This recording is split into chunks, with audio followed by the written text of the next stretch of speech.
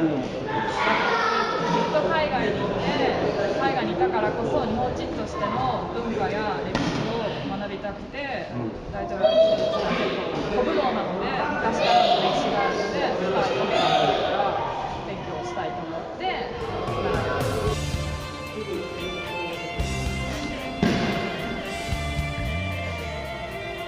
はい。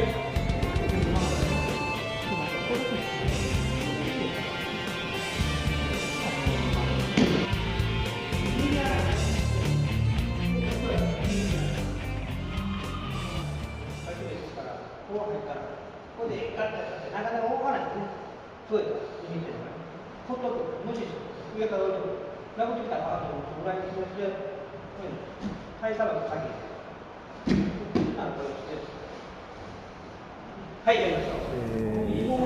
合気道をやってましたが、合気道の疑問点を、まず一番原点である、大統領合気技術に求めると思いました。ここは自分でも疑問な時があったんです。ここはこうじゃないかな、どうしてこうなんだろうという疑問がありまして、それが大統領柔術の中に答えがありました。あ、そう。それは例えば、合気上げ。合気上げね。合気道というところの呼吸法。呼吸法と同類と思うんです。どういう意味っていうか、どういう意味ですね。合気道では呼吸法が自分の取りやすい位置からやるの、それが一番最終的な形で合気の最終形であって、大統領は一番最初の時点から上げるところから始める。そこにかなり発展が開いた。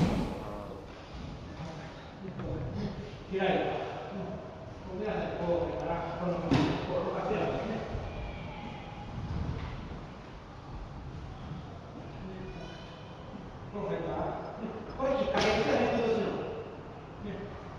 こう挟んでやる。挟んでやって、相手を開いてやったら、スッと動ける。それをこうやりますね。しっかり握りますね。ふってやったら重たい。踏ん張ってね。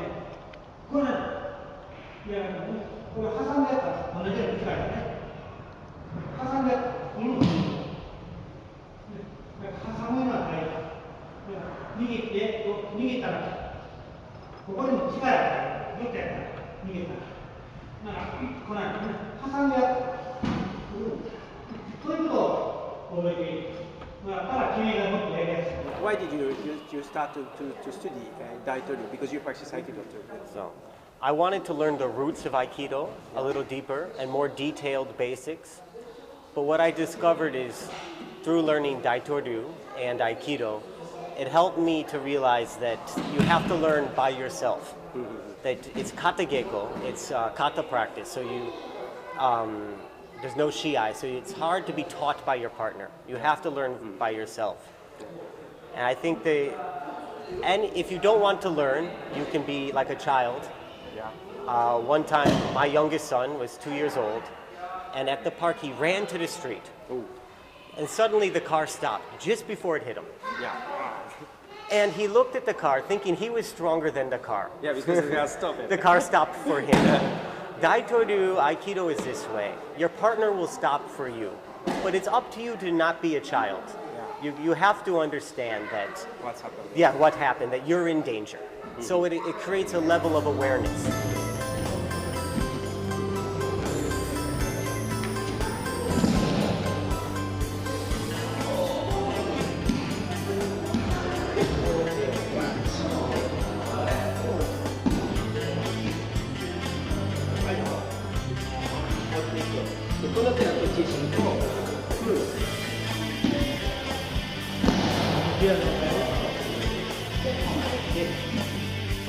At Aikido, the level is very high, and the senseis don't always show the detail. They know the detail, but they don't show the detail. In Daitoryu, we learned the basic points. Atemi, Kyusho, the vital points, yes, the way to manipulate the body. So it given me a much deeper understanding of Aikido through those basics. ここはダメ。これだとほらぐっと曲がらないようにこう包帯くるくる巻いてるのがやから包帯ね。後でこの握ったやつやりましょう。握ってくださいね。こんなん落ちひんでしょ。これはねいいですか、貸してあげましょう、やりましょう、同じことです。こっちそらこの前これこれこうこれ向こう押すんです。これこの膝を向こうですね。こっちが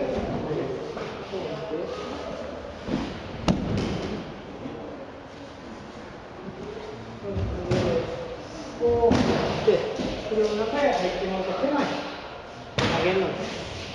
この手は飛んでくるし、これは狭いしやりにくい。接近しすぎやね。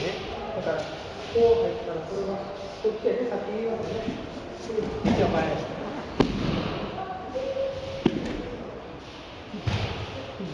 はい。位置をこう変える。だから2点ぐらい。これも変えますけど、これはこっちやるとこういうの。だから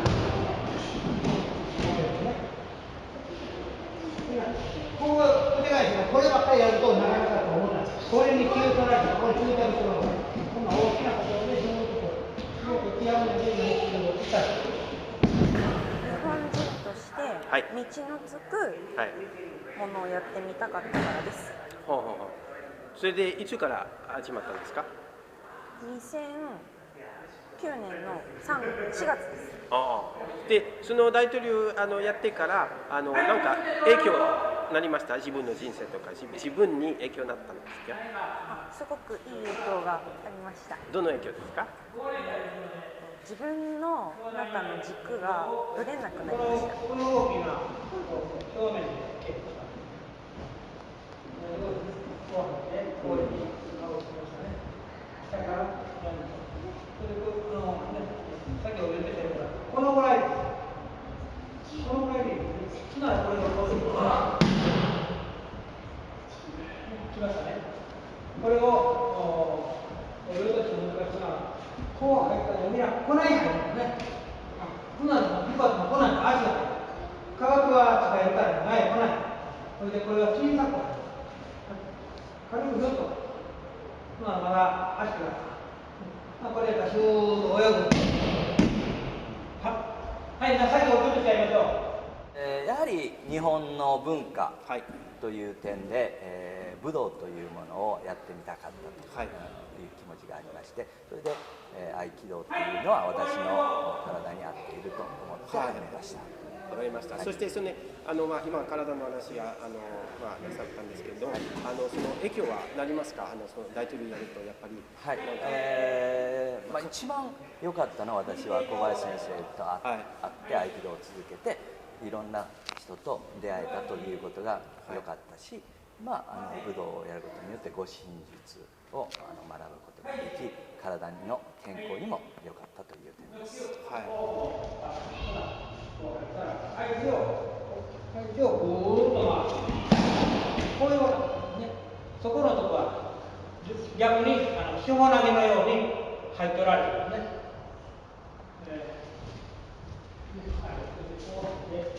こうやってこうして投げてください。相手は何もないんですよ。ずっと高まるんですね。そこが崩しがそこのところ一つ違ってこう入っていくんですから、そこからこう自分からあまり動かない、そこのところ。ことをやめよう他境不信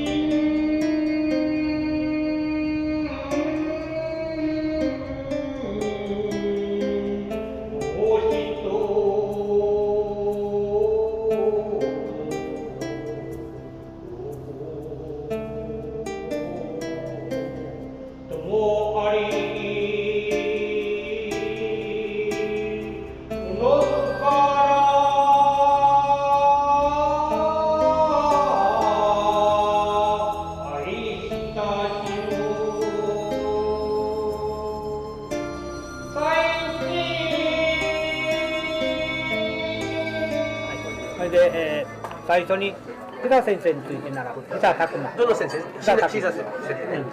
木田拓磨について習って、その先生は上柴先生と武田先生のお弟子さんだった。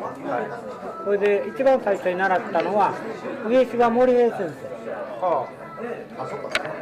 だから養親館とよく僕ら技が似てた。上柴先生のお弟子さんが教えたから、弟子になって、習ったから。その時は朝日で稽古した時は上柴流と言わなかった。大統領とも言わなかった。これどの時ぐらいですか？だから昭和12年ぐらいかな。もうちょっと前かな。すごい。11年ぐらいかな。まあその10年ぐらいかも。僕ね14年にね免許変えてもらっておられるんですね。それで上柴先生について習ってたら武田総閣が訪ねてきた。上柴に習ってるよりはわしについて習え。ほんなら朝と昼と別々に習ってたの。やけど挨拶せずに上柴先生は引き上げていった東京へ。それで武田先生についてずっと習って。それで技がね毎日違う。習うことが。それでまあそれでは覚えきれないということで写真に撮って残した。それが今の送電という名前を付けて残ってるわけです。それで、なぜそうなったかと言ったら同じ大統領やのに総閣の息子で武田時宗って言われる。その先生が父上これはもうちょっと整理された方がいいんじゃないですかと。上柴先生は今のスタイルを教えたよね。1教2教3教4教だから養親館でいう1回上2回3回縦のこの4つを教える。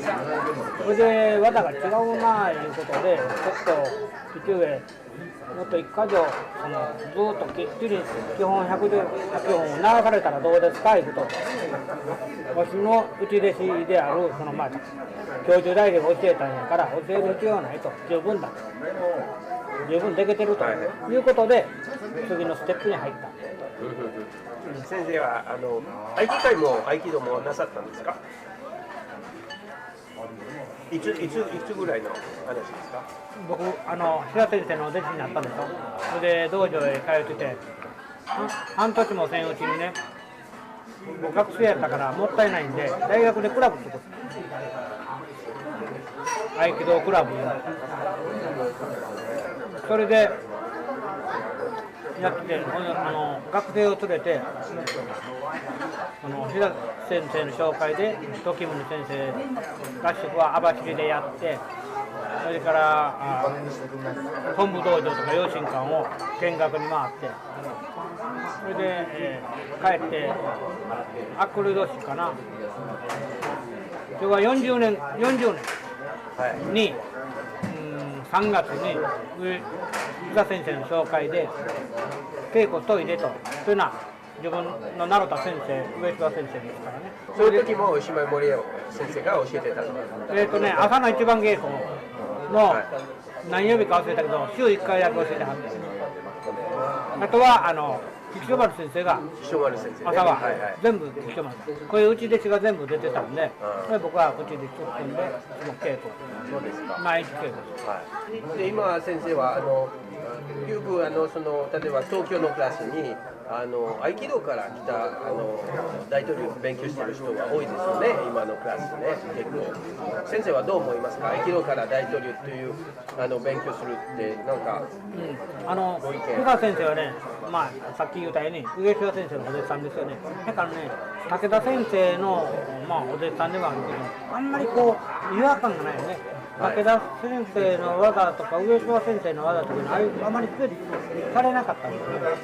だから自然とこう大統領が合気道とだから先生はもう大統領が合気道の考え方だったんですね。それで僕も東京へ上柴先生習いに来た時に同じように塩田先生にも紹介もらったんでだから朝の稽古と2番稽古とそれから夜の稽古は本部道場、それで昼の稽古は養親館です。あ、そうですね。吉井君は誰が教えてたんですか？塩田先生のお弟子さんで、越田さんとか井上さんとか、まああまり教えてはれへん偉い先生やからね、他の名前は覚えてないけども、そのプロ帯の人が指導して教えてはった、そこになる。で吉井君はほんまに久先生とよく似てた。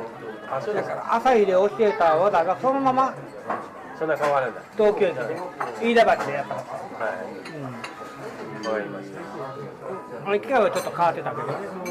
それで僕がその大学でやってる時にクラブ作ったから、この大学で合気道同好会を作りましたよってこう、みんな各まあ近畿大阪の大学同志社やとか関大とか関学とかいうの出したの。なら大学のクラブ関西学院大学から声がかかっていっぺん会いたいということで、それで会ったら先生を紹介したいんです。で紹介されたのは小林弘和です。まあ戦後上柴先生の内弟子になった人です。それで独立して大阪へ来ておられた。それで膝先生がもう相撲取りだったんで膝が悪かった。それで大学このまま僕が卒業したらクラブはもうなくなるなと大統領がね。だから上島先生に変えた方がええよと。合気道連盟なんかあるんですね。まあそんなんで変わりたいということを石田先生に「あんないいよ」と。これわざわざね関西全国大学関西大学忘れたけど石山先生来てはって、まあ石田先生ついていってねちゃんと紹介してくれはって挨拶してくれはって小林をよろしく頼む。まあその時はね大統領で入ったんやけども、クラブはもう小林先生にお願いすることに石田先生にまた言うて、もう先生から悪いですけどどうもお世話になりましたと小林先生にあとお願いします。たまたま小林先生も石田先生に習ったことのあるお弟子さんやって、まあそれということで、それで僕が辞めたら小林君も君もかと、まあこの方してブルータってお前もかいう言葉があるんですね。そうか、まあ不義理したらいかんな思って僕だけが残って、食べとかみんなは出ていった。だから僕はだから両方やった。大統領と合気道と学生ではまあ合気道やってた。今は小林先生が東京で大統領は毎月大阪からいらっしゃるんですね。どうして東京に大統領を教えることは始まったんですか？僕らのお弟子さんは東京におったんですけど、その川辺先生って言ってるんですよ。川辺先生ね。武先生。その人がまあ東京でやるんで一緒にやりませんか手伝ってくれることで。だけど彼はもう何回3回か4回でもう挫折する、まあ忙しいのがあるからね、その後僕はずっとやから初めから終わりまで来てる。どうですかこの東京のグループ？やっぱ東京やりやすい。それなんで僕が中心となったピラミッドなんですよね。